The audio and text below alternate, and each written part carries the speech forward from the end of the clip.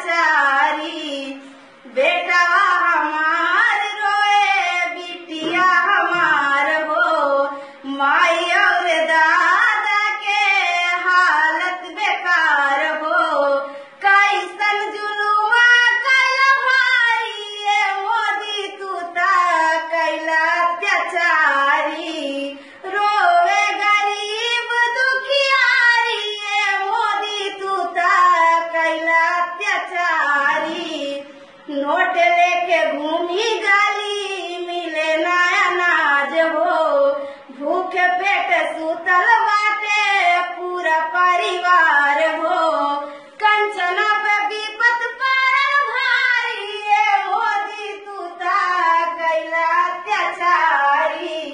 रोवे गरीब दुखियारी ये मोदी तू ता कैला अत्याचारी। का कहीं कैसे कहीं आज के विपतिया, सोचले न रहल केहू आज के हालतिया। बैंक के चक्कर कटली भारी ये मोदी तू ता कैला अत्याचारी। रोवे गरीब दुखियारी ये मोदी तू ता कैला अत्याचारी। बेटी के बियाह रहल कट गइल बियाहवा, डोली कहार नहीं आइल दुआरवा। पियावा कमा के थकी हारी ये मोदी तू ता कैला अत्याचारी। रोवे गरीब दुखियारी ये मोदी तू ता कैला अत्याचारी। सास हमार पारी गइलिन बीमार हो, सासुर के हालत आज हो गइल खराब हो।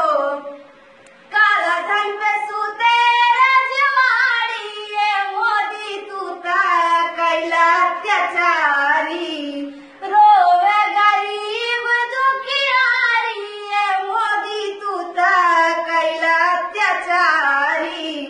माई रोवा दादा रोवा रोवा परिवार हो, वादा कैले रहला तू ता कई देबा आजाद हो। अंकिता के बिनती हजारी ये मोदी तू ता कैला अत्याचारी। रोवे गरीब दुखियारी ये मोदी तू ता कैला अत्याचारी।